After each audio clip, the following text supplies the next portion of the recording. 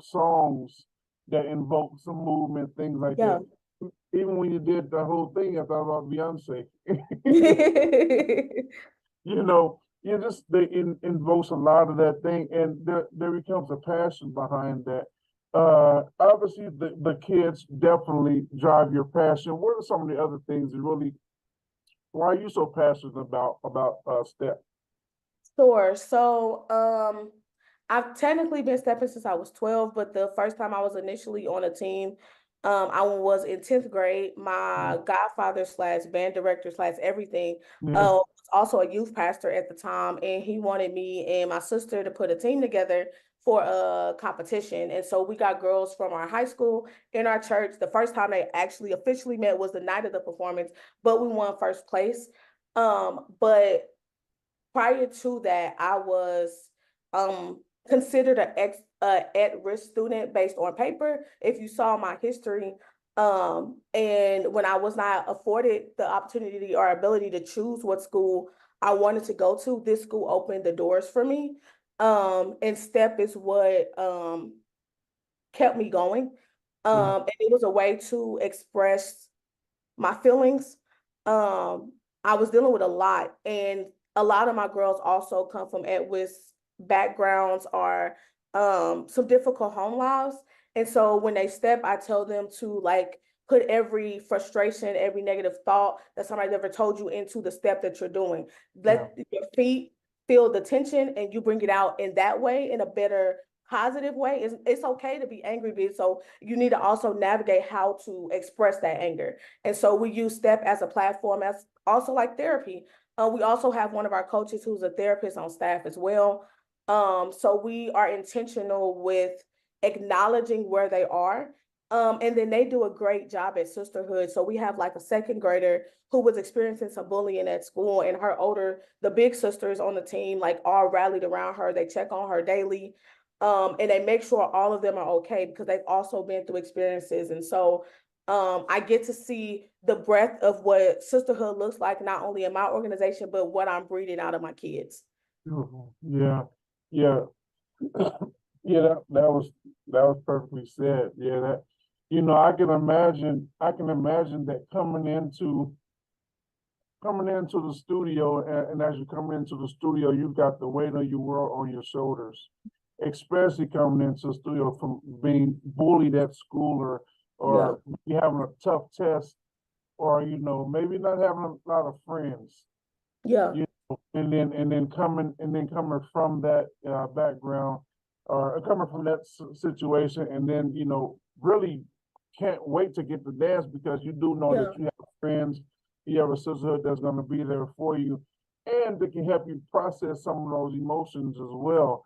That's got to be very liberating to see that Absolutely. flower, or that young girl blossom and open up, to be, because that right there can be stressful, and it can really make somebody just kind of Yeah. close up, go within. And So, then we also like tell their sisters, like that's wonderful. I think that we show sisterhood and coming from different backgrounds, like you said, a lot of our staff, we are part of different sororities. So it's two of us that's a part of Delta Sigma Theta Sorority Incorporated. My assistant coach, or my head coach for HR and logistics, she's a part of Alpha Kappa Alpha Sorority Incorporated. My older sister is a part of SG Rose. So not only do we show it with the girls, but we show them collectively. No matter what your difference may be, you can still work together and find that unity and that common ground.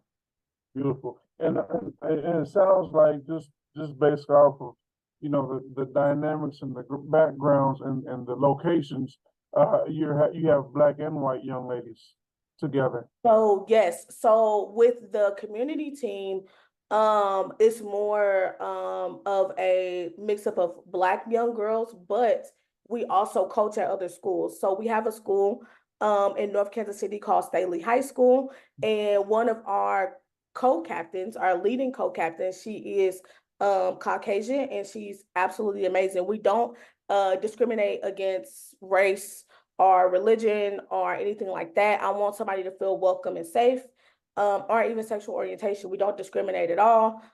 It's just girls, and you could come from any type of background. We're very respectful. One of our main girls that's been with me for the longest, she is Muslim. I identify as Christian. If we are doing something where I pray, I ask if she want to step in, step out. So I'm never like forcing my religion on people. I just try to live it instead of like hammering it down someone's like head or trying to make them believe what I believe. I believe that if we are human, we can all find a way to compromise and work together. Absolutely. So the history of step has deep roots in Africa. Absolutely. And by having deep roots in Africa, there's a rich culture that young black and brown girls are really understanding and learning. And by step not having not being discriminatory in how you present to each other, what has been some of the response from some of the because I mean the counterculture, like the white culture? What is the response to it being really steeped in rich and African history? What's been the response? Are they eager to learn, or are they kind of apprehensive, or they just, I mean, yeah.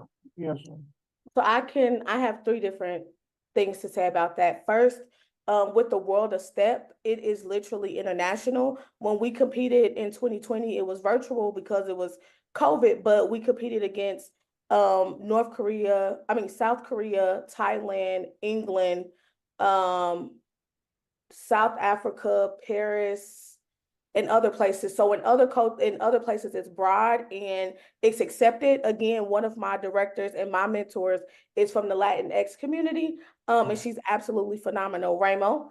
And then I will say when I went to William Jewell College, it's a predominantly white institution. What we did as the step team that I formed there, the Kaufman Steppers, we would teach it to the different organizations on campus so they can so we can collab and put it together for an event. When we went to the Step Africa event 2 weeks ago, the audience was very vast and diverse. And they were really eager to learn and understand. Not that most of them was an older crowd, so they wasn't actually trying to do it, but they literally took the time after the show and sat down and talked with us and asked us questions. They also went to the Q&A that the organization was putting on to learn. So I think that as the world becomes more aware of this craft, it will be seen as any other dance form. Just like there's dance classes in a lot of schools around the world. I want that to be the same aspect for stepping. I want step to be seen as any other art form of dance and be taken just as seriously. So I think having people of diverse backgrounds even expands it more and makes it more rich because we can reach more people that we probably necessarily wouldn't have reached before. Amazing. Talk about the therapeutic part of it. You said you have a therapist that's there, that's there, blah blah blah, that's there with you. Mhm. So when a young lady's coming in and she's working through the process of dancing, but also connecting with herself, essentially. Yeah.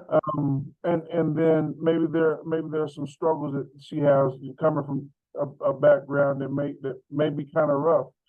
When you have a therapist there that can recognize that, how important is that? And I got another question after that, but how important is that to have a therapist to kind of be on site and notice a certain pattern that the young lady may be feeling at that moment and help her process, help them work through that? Absolutely. I think that is extremely essential because sometimes a kid is not comfortable telling a parent. So they use the avenues that we give them. They talk to their sisters, or not only is the therapist, but we have 7 coaches and we all have different backgrounds in some aspects. So there's at least one coach you can identify with that you feel safe enough with to come to. And so when we have situations, we've had a lot of difficult situations, but we came together as a leadership team to figure out how can we navigate and be what's best for that child in that moment. Yeah, yeah, that's awesome. That's amazing. So when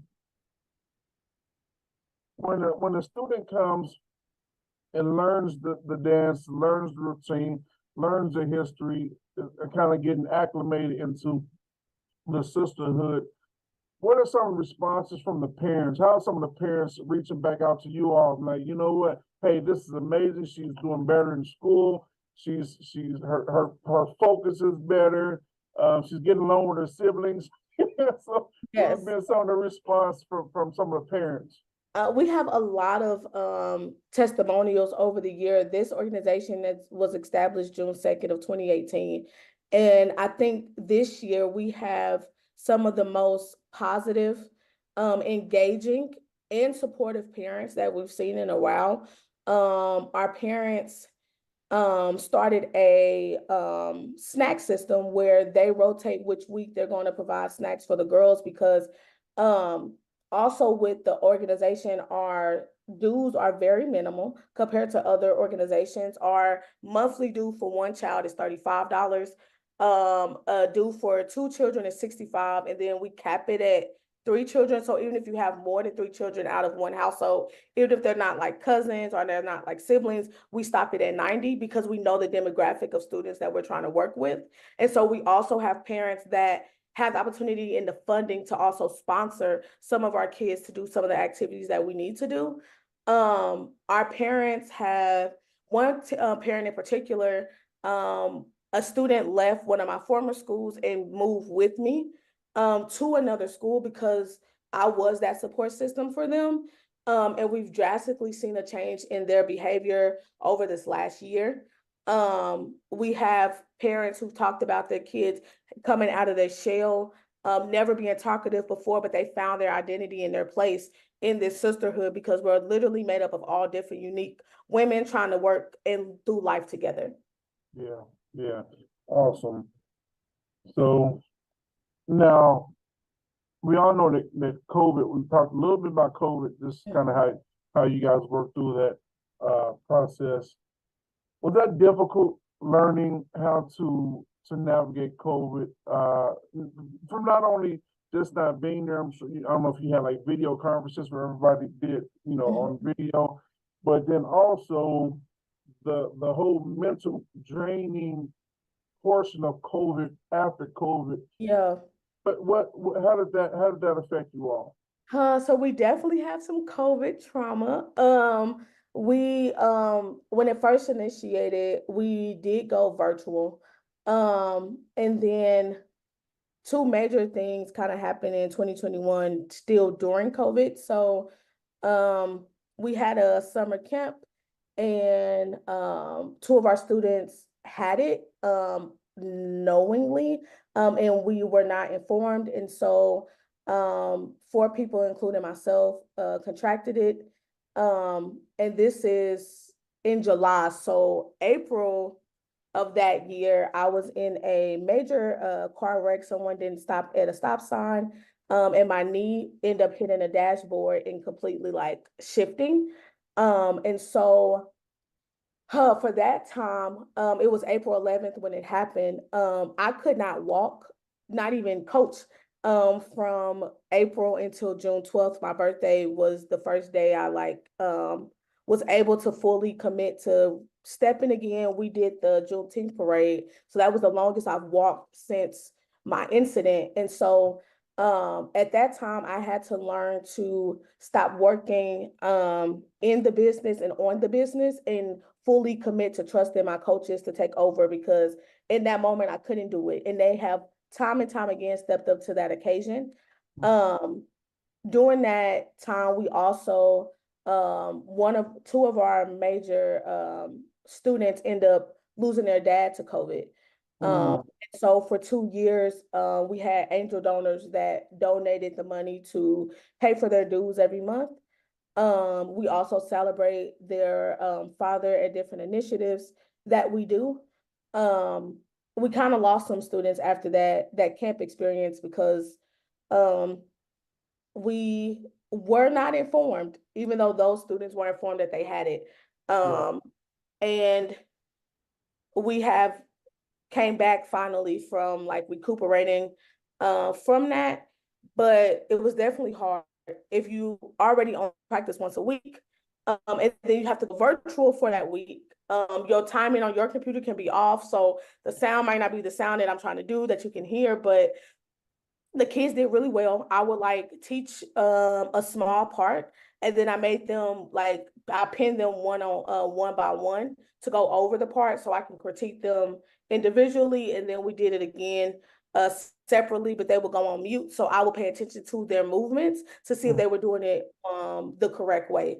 So and then I was also teaching it virtually for class when I was at KIP. And so I had kind of the same structure. Kids would send in their videos and I just put their videos in a compilation thing. So they had a talent show. So it was still them being able to showcase what they did. And that was also when we joined the World of Step and we competed virtually. So the first half aspect, we had a few of them at the house in mass in a contained area doing the routine so we can record, and then they went home.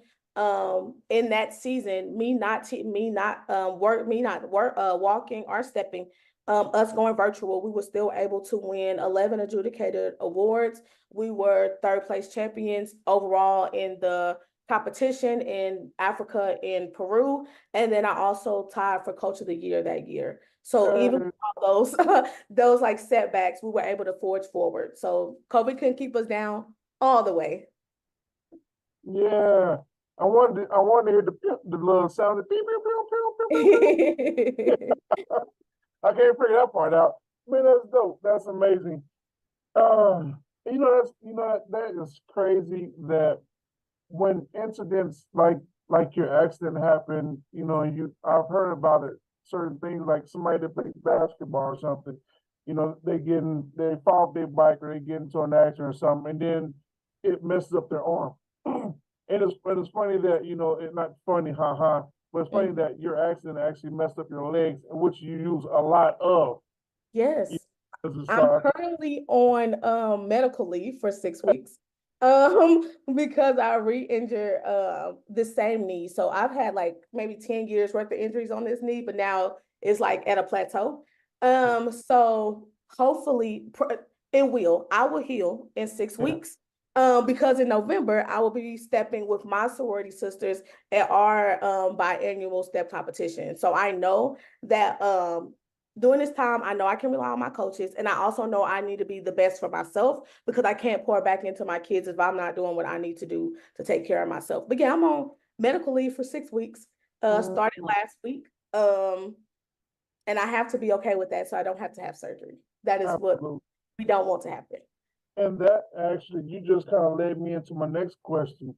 So you say the youth, the young ladies have their sister circle.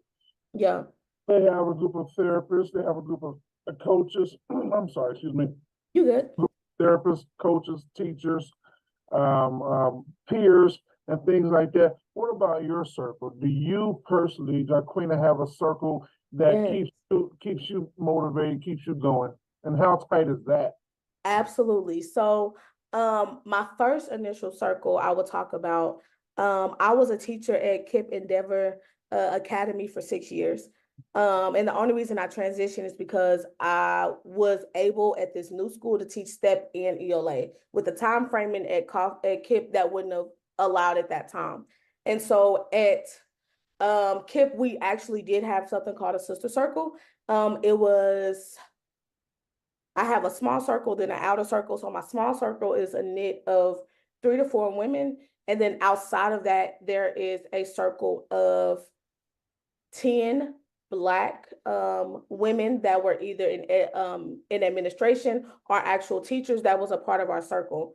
And then I have a circle with my godfather, who again was my mentor, who started me into stepping, and one of our coworkers and another girl. And we, although we don't work at the same school anymore, we make it a tradition that at least once a month we have our bonding time where we either go out to lunch or we go out to dinner.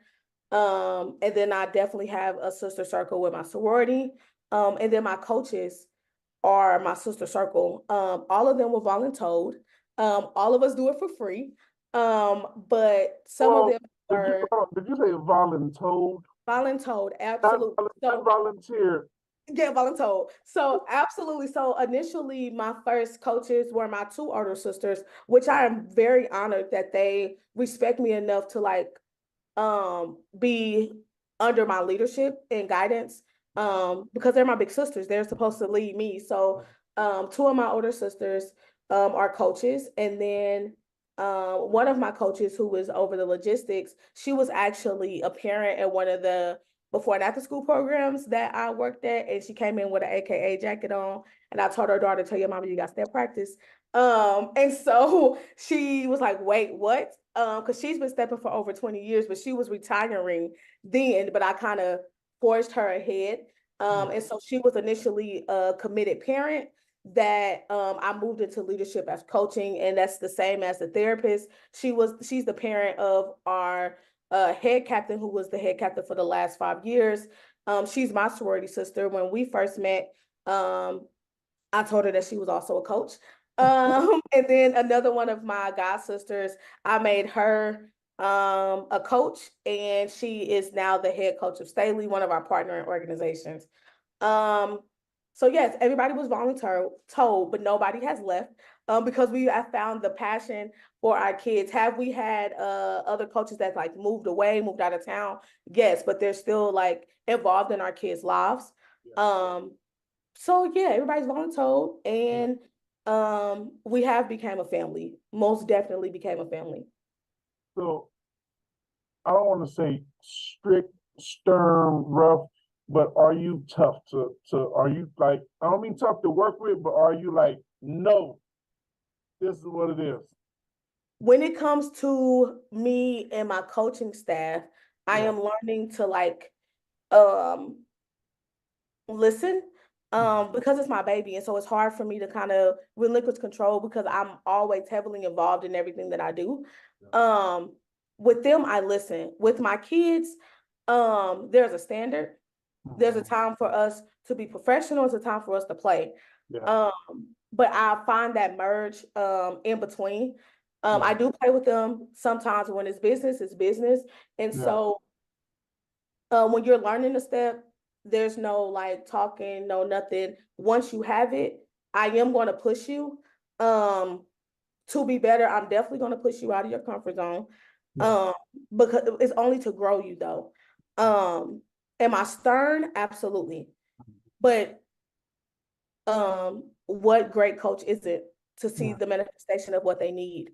Yeah. Um, That's but my stretch girls process. definitely know it's love. At the end of the day, I will give my very last for any one of my girls, and they know that wholeheartedly. Yeah. Yeah. That stretching part hurts. Yeah, That stretching process hurt. So two quick questions and we'll wrap up here. yeah, So what has been I won't say wraparound, but for the young ladies that graduate, if you have a yeah, graduation process, but for right. the young ladies that graduate, when they come back, or do they come back and say, "Hey, this is how my life's gone," or do they come back as coaches, or they come back to say, "Thank you." Sure. So, I initially started coaching kids in 2016 when I was at the Louis Marion Kaufman School. And so those kids that I had, so initially I was a part of City Year, and I had to put on a club. I started with 8 girls. By the end of the year, I had 35. And then that's when I started the following year teaching it and coaching a team of 40 that also included 10 boys. Yeah. And what I would say is, even with my original 8 girls, I'm still heavily invested into their lives. One of our girls ended up passing last year in a car wreck with her mom a week before graduation, and she had a full ride scholarship. And so when we gave our scholarships out this year at our HBCU experience event, I gave one of them to another founding member, which was her best friend, and it was in her name, in her honor. And then the other girls that we gave scholarships to were started with me from the beginning, and I still follow them throughout. Today, my oldest kids that have graduated are in their early 20s. I'm not even old, but they're in their early 20s. And I have a senior right now that's at Mizzou who just needed me to help critique her dance routine so she can apply for a dance program. She sent me the video, I gave her the critiques, and she made the team. When she has her Hey, performance, will be definitely going down. So I want my kids to know once I'm invested in you, it's for life. It's not for entertainment purposes. I don't, when you come with me, you stay with me. So I don't like allow you to leave and then I never hear from you again. I want to make sure you're okay. If I do have kids that are in college, if they need something, we give care packages. Because I care about the holistic child, not just yeah, the performer in front of people. absolutely, absolutely. Yeah. Yeah, So they definitely come back or call me if they need anything. Um, we've had a lot of like small tragedies with our girls, but we have all still came together. If anybody needs me, no matter where I taught them, I've taught at different places, they know that Miss J is always there. yeah, yeah. And that's what you go by, Miss J. Yes, I don't go by my last name. Yeah. At KIP, my name was Miss Jiggy because I get jiggy with it. But initially it's J for Jaquinta. Is what I go by at every establishment that I work at. Beautiful, beautiful. So you must be a pretty good stepper yourself, huh? Oh, absolutely. It's like my life. I'm honored that like I get to step with my sorority. I've been in my sorority's youth programs since I was in high school. So to be able not only to come back and join that sorority, but join the actual chapter that like helped me as a teenager is absolutely like mind blowing. And so I'm just honored to be able to continue that legacy. Um, but yeah, I step all the time.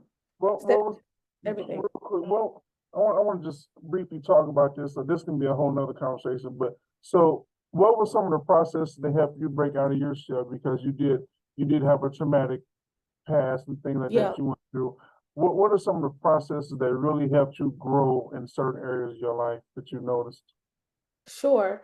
Um, I'm very big on my faith. Yeah, Um, with my siblings and my mom, we are like very close knit. There's nothing that I've been through or they've been through that we have not went through together. And so with me and two of my siblings, my twin brother and my sister who's right above me, we changed schools almost every 2 years. And so we had to keep reintroducing ourselves. And so I had to become comfortable with who I was because I had to keep telling people who I who? was, Yep. acknowledge who I am. I think that I've now learned to be okay with my greatness and not try to dim my light to satisfy others. Because I know the gifts that God has given me, and I'm more than willing to be that vessel to share them. Come on. I think what helped me come out of my shell, um, also I sing. So my husband is a musician and he's also like a gospel artist. And so like singing with him, traveling with him has like helped a lot. Because my family, both of our families are really big on like ministry, singing and all this stuff. And so being able to like embrace that part of me sometimes is intimidating compared to like my siblings or like other people in my family, but acknowledging my own greatness Yeah. again has helped me come out of my shell. Um, Mhm. and then my just passion and my passion for kids, because I don't want, if I can help a kid not go down the path I went down or a similar path, I'm going to go all in to support that kid and not see them for their past mistakes, but see them for their progress, Yeah. which I wish people had done for me back then. Yeah. Um, so my passion for being the voice of the voiceless is what made me have to be audible when there were times I couldn't be audible for myself. Yep. Yeah. Yeah. And that's really why I asked the question, because obviously there had to be some things really made. And then when you've gone through some traumatic situations, even when I mentor young boys, so even when a young person comes in and you can recognize, like, you kind of hone in on that specific, because you notice their confidence Yeah. is different and things like that. So I don't want to finish this show before you give an opportunity to kind of, talk about how people can connect with you or donate or whatever the case. So I'm gonna let you go ahead and do that. Sure. You could definitely donate to us by DMing us on all social media platforms, and we can give you the platforms in which to donate. So First, we have a Facebook, it's Step Movement. We have Instagram, Step Movement 2018. We have a TikTok, Step Movement 2018. You can also contact me directly at Jaquinta, JACQUINTA at stepmovement.com or Step Movement 2018 gmail.com or Jaquinta Nelson at gmail.com. And we're more than willing to engage. If you have any events anywhere, locally or even farther out, where you need entertainment in a positive form and your organization is representing positivity for the community, we're more than willing to tailor a performance for you. We have general prices, but our goal is to tell the story of your event through the form of dance. And so we're always willing to partner with organizations, collaborate with organizations, share our gift, and uplift the community in any way possible. I'm glad you said that. I'm really glad that you said that, because that right there makes the difference. Somebody have an event and they have a group of steppers come out, and to really just see that. I like theater. So when we go out to a theater, when we go to a theater show, you actually get to see the face of the people, and you know what they put. You know, if you're going to practice or whatever, if you're going, you can see you can hear the steps and all that. So it makes a big difference. So real quick before we wrap up, I'd like for you to, if you can, give maybe an encouraging word for somebody that may see that, somebody that will see this, and just, you know, maybe they may be going through a tough time or whatever the case. What would you tell somebody right now that's listening? Absolutely. I will say, number one, that your passion can be your purpose. I've been disregarded and discarded many times about me advocating for a step to be taken seriously. But I knew the purpose in which I had, and I used my passion to become my purpose until my purpose can fund itself. And so I applied for this grant in November of this year at the Amplify Black Teachers Conference, well, Teachers of Color Conference. And I won with another group of people, but I needed that to validate who I am, and validate that what I'm doing is important. But sometimes you don't need that validation. All you need is the confidence in what you can produce, and know that whatever you can supply, you are a solution to anybody's problem. You just got to find a way to be that. Be strong, be courageous, don't give up. Don't give all of your time to someone else's business or job when you need to also dedicate time for yourself. So I make a thin line. I make a line between being an employee and being a business owner. Even at the school that I currently work at, I have a business partnership with them, but I'm also an employer. But there is a distinction. I'm an employee, so there is a distinction in what you do. But give as much time as you give to somebody else's vision to yours as well. And it's never too late to follow your dreams. You never know what you are doing now or what you want to do can be the saving grace for someone else. Yeah. Beautiful, beautiful. Well said.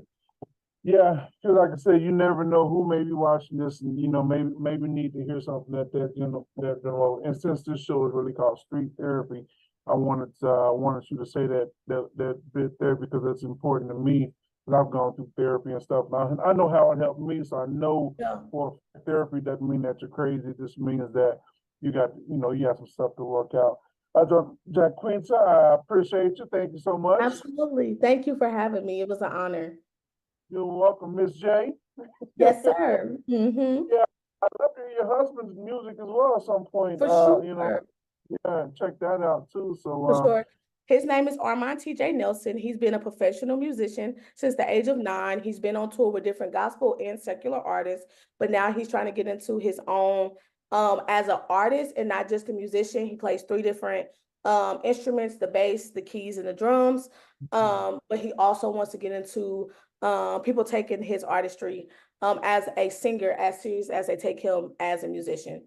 He has 2 singles. Your Majesty, you can find it on YouTube, Armand T.J. Nelson and Chosen Generation. And he also has My Help.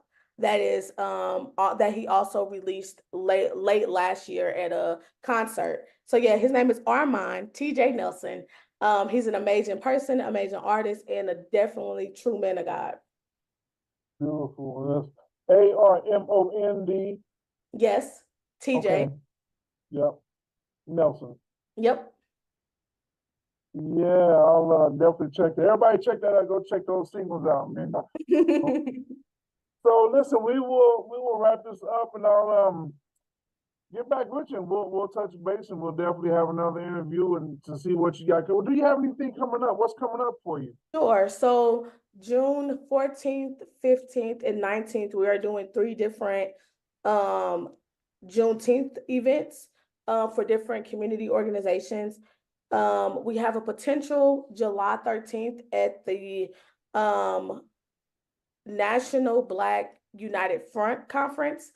We are putting on a STEP camp this summer. It's a 2-day event where we are having kids that have never experienced STEP before, from elementary to high school, that want to learn the fundamentals, to come out, and then that culminating day, the next day, we will have a STEP show. We are also still doing our college experience tours, where we have a panel, and then we bring not only ourselves but other performers to come and raise awareness on the importance of college. And we also talk about scholarships as well. Yeah, All that they can see on your site and everything, right? absolutely. All right, y'all. Check it out. Check it out. Reach out to her. Step Movement 2018.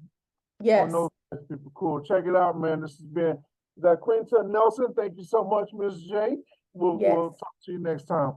Thank you so much. Absolutely, my pleasure. Thank you, Mr. Walker, again.